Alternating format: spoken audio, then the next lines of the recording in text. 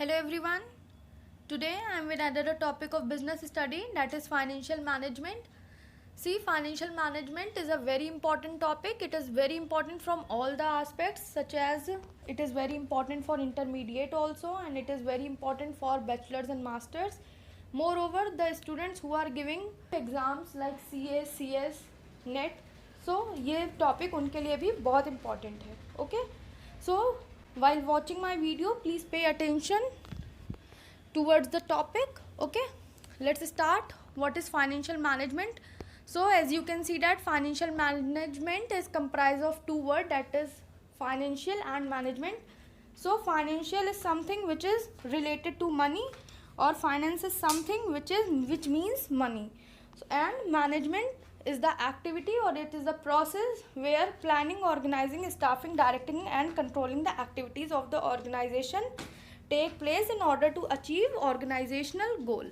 So financial management क्या करता है, यहाँ पे बस एक ही स्टेप नहीं आता है मैनेजमेंट का, एक ही फंक्शन मैनेजमेंट का वर्क नहीं करता है, वो है आपका staffing, because staffing is totally concerned with human resources. So financial management means planning, organizing, directing and controlling the financial activities such as procurement and utilization of funds of the enterprise. So financial management में आप plan करते हैं finance को के लिए, finance जो भी organisation में आता है उसको कैसे ऑर्गेनाइज करना है, कैसे कंट्रोल करना है, ये सारी चीज़ें आप देखते हैं. बेसिकली यहाँ पे आप पूरा प्रोसेस देखते हैं कि कहाँ से आपको फंड्स लाने हैं ऑर्गेनाइजेशन में और कहाँ कहाँ वो फंड्स यूटिलाइज करने हैं ऑर्गेनाइजेशन के अंदर. So in simple words you can say that it means applying general management principles to financial resources of the enterprise. Okay, so financial management signifies financial planning, procurement of finance, asset management and establishing the balance between different sources of finance. So financial management बताता है कि finance के लिए कैसे planning करनी है, कहाँ से फाइनेंस लेके आना है, कैसे डिफरेंट एसेट्स जो भी ऑर्गेनाइजेशन में मौजूद है उनको कैसे मैनेज करना है, और जो भी आपके डिफरेंट सोर्स हैं फाइनेंस के, whether they are shares, debentures और एनीथिंग, उनके बीच में कैसे बैलेंस इस्टेब्लिश करना है. Okay, so in the words of J.S. Macy, financial management is the operational activity of business that is responsible for obtaining and effectively utilizing the funds necessary for efficient operations. So financial management is totally concerned with efficient acquisition and allocation of funds. So in other words, financial management is concerned with the flow of funds, and it involves decisions related to procurement of funds, investment of funds in long term and short term assets, and distribution of earnings to owners. So financial management में funds का flow कैसे होता है ये पता चलता है, और जो भी डिसीजंस लिए जा रहे हैं फ़ंड्स के प्रोक्योरमेंट के लिए और फंड्स को इन्वेस्ट करने के लिए, वेदर चाहे वो लॉन्ग टर्म में हो या शॉर्ट टर्म में हो, ये सारी चीज़ें देखते हैं. और जो भी हमारी अर्निंग हुई है ऑर्गेनाइजेशन में या जो भी प्रॉफिट हुआ है उसको ओनर्स के बीच में कैसे डिस्ट्रीब्यूट करना है, हम ये सारी चीज़ें भी देखते हैं. Okay, so with this we have some areas which are influenced by financial management, such as this. Okay, so well, all the financial activities of the company or the organization are directly or indirectly affected by financial management, but some common activities and areas which are influenced by financial management are size and composition of fixed asset, amount and compilation of current assets, the amount of long term and short term financing, fixing debt equity ratio and capital, and items of profit and loss account. So these are some of the common areas which are influenced by financial management. So पहला है हमारा fixed assets. So the size and composition of fixed asset directly depend on investment decision, that is how much capital company is planning to invest.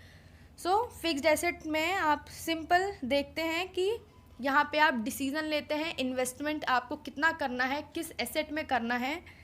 यहाँ पे company पूरा plan करती है कि कितना कंपनी का कैपिटल जो है वो हम फिक्स्ड एसेट्स के लिए लगा सकते हैं. Okay, another area which is influence by financial management is of current asset. So यहाँ पे भी हम इन्वेस्टमेंट डिसीजन ही लेते हैं. So the amount of current asset and its division in cash, bills receivables, inventories, etc. also depend upon financial decisions. It depends upon the amount of fixed asset, credit policy of company, inventory management, etc. Okay. Another area which is influenced by financial management is the amount of long term and short term financing. So कितना amount आपको long term के लिए raise करना है और कितना short term के लिए, ये भी हम देखते हैं. So the amount to be raised for long term as well as for short term depends upon the financial management and organisation. So the firms which have policy of liquidation prefer to have more of long term finance, although with that profit will decrease as company has to pay more interest on long term debts as compared to short term debts. So firm को ये देख लेना चाहिए कि उसको कौन सी policy लेनी है, लिक्विडेशन की लेनी है या किसी और चीज़ की लेनी है. क्योंकि अगर वो लिक्विडेशन प्रेफर करता है तो उसके पास लॉन्ग टर्म फाइनेंस ज़्यादा होगा और विद डैट प्रॉफिट जो है उसका वो डिक्रीज़ हो जाएगा, क्योंकि कंपनी को ज़्यादा से ज़्यादा इंटरेस्ट देना होगा लॉन्ग टर्म डेट्स के लिए as compare to short term debts. Okay. Another area influenced by financial management is fixing debt equity ratio. Debt equity ratio means firm can raise long term debts by issue of equity shares as well as by issue of debentures and other borrowed fund security. So financial management help in fixing this ratio. So firm जो है वो long term debts issue कर सकता है by issue of equity shares. Okay. So another area influenced by financial management is items in profit and loss account. So all the items of profit and loss account are affected by decisions of financial management. Generally, items related to expenses and revenue are recorded in profit and loss account. If we pay more interest, depreciation, it will increase as expense and affect PL account, or you can say profit and loss account. So it is very clear to you, अगर हम ज़्यादा interest देंगे, ज़्यादा depreciation लगाएंगे तो ये हमारा expense जो है वो इंक्रीज़ कर देगा, जिसकी वजह से अल्टीमेटली हमारा प्रॉफिट और लॉस अकाउंट जो है वो अफेक्ट करेगा. Okay.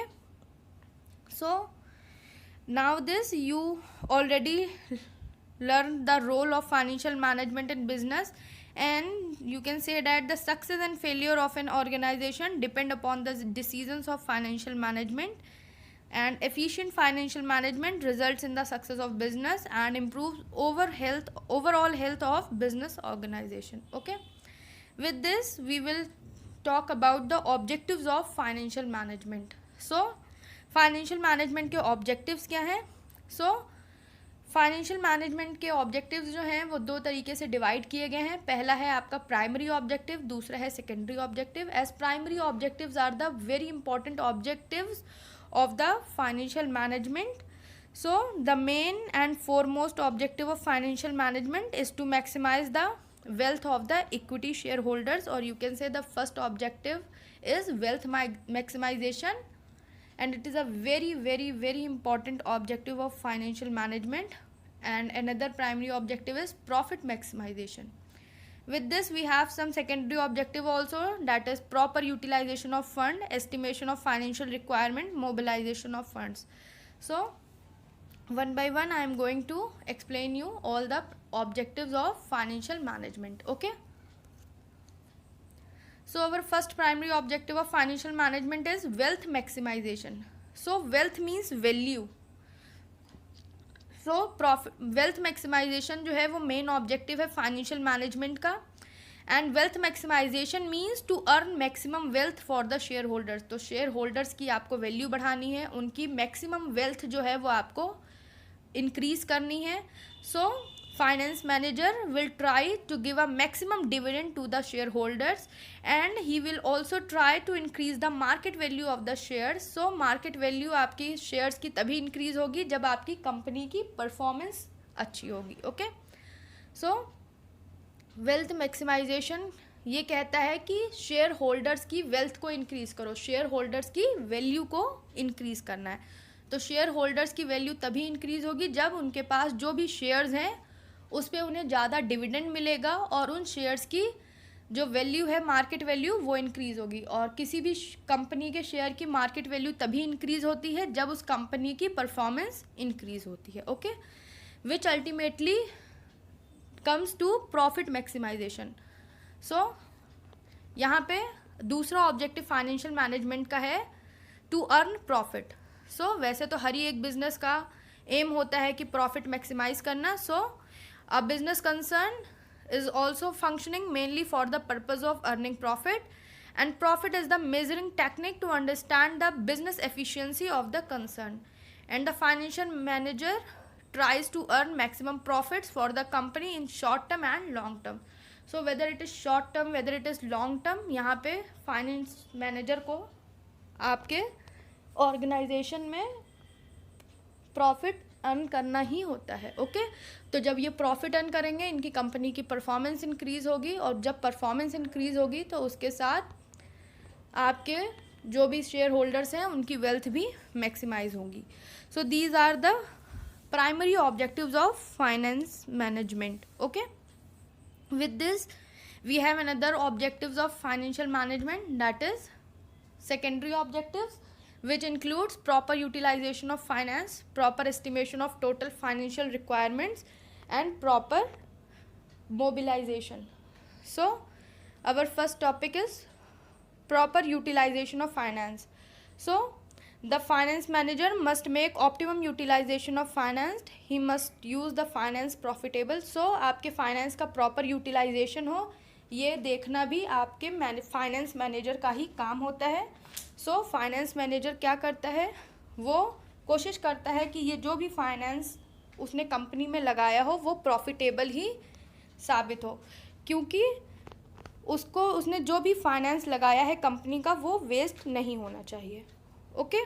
He must not invest the companies finance in unprofitable projects. तो जितने भी अनप्रॉफिटेबल प्रोजेक्ट्स हैं उसमें उसको पैसे नहीं लगाने चाहिए, और अपनी कंपनी के फाइनेंस जो है उसको इन्वेंट्री में बिल्कुल भी ब्लॉक नहीं करना चाहिए, ओके।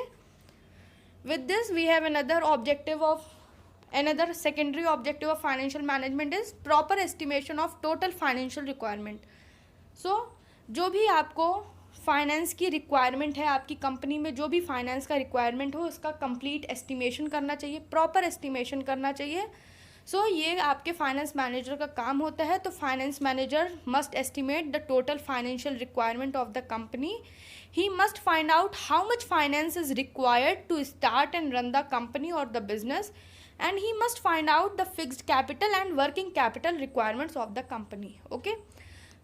सो आई होप आपको फिक्स्ड कैपिटल रिक्वायरमेंट और वर्किंग कैपिटल रिक्वायरमेंट पता होगा, because you have read it in class 11th for on in the chapter sources of business finance. So fixed capital requirement का मतलब होता है कि funds जो भी आपको फिक्स्ड कैपिटल में इन्वेस्ट करने हो, the funds which you have required to invest in fixed capital, उसको हम फिक्स्ड कैपिटल रिक्वायरमेंट बोलते हैं।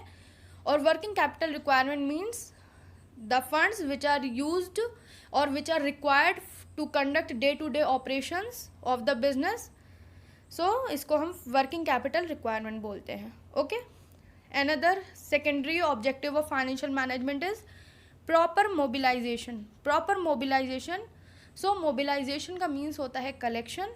सो प्रॉपर मोबिलाइजेशन कहता है कि जब आपने एक बार फाइनेंशियल रिक्वायरमेंट्स को एस्टिमेट कर लिया है, then finance manager must decide about the sources of finance. Sources of finance मतलब अब आपने जब ये डिसाइड कर लिया है कि कंपनी को कितना पैसा चाहिए है, सो अब आप ये देखेंगे कि वो पैसा आप कहाँ कहाँ से ले करके आए। शेयर से लेके आएंगे, डिवेंचर से लेकर के आएंगे, और you will borrow it from any other commercial bank और फाइनेंशियल इंस्टीट्यूशन, और आप कोई क्रेडिट लेंगे या कॉमर्शियल पेपर, तो आप कहाँ से कलेक्ट करेंगे। So there must be a proper balance between owned finance and borrowed finance. तो एक प्रॉपर बैलेंस होना चाहिए ओन्ड फाइनेंस और बोरोड फाइनेंस में। ओनर की पैसे क्या हैं और बोरो किए हुए पैसे के बीच में आपको पूरा बैलेंस रखना है, और कंपनी जो है वो अगर बाहर से बोरो कर रही है तो वो लो इंटरेस्ट रेट पे करे, तभी वो कंपनी को फ़ायदा दे पाएगी, okay. Well there are many more secondary objectives such as maintenance of liquidity, meeting of financial commitment with the credit. So there are many secondary objectives of financial management, but the main objectives of financial management is the maximization of wealth of equity shareholders and profit maximization objectives.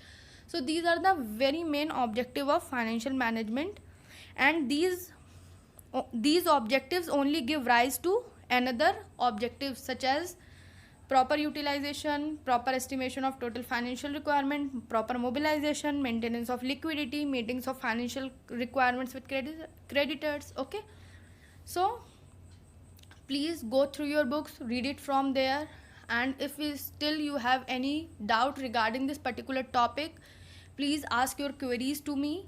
Okay, and if you find my video helpful, then please like my video, share it with your friends, and subscribe to my channel. Okay, thank you.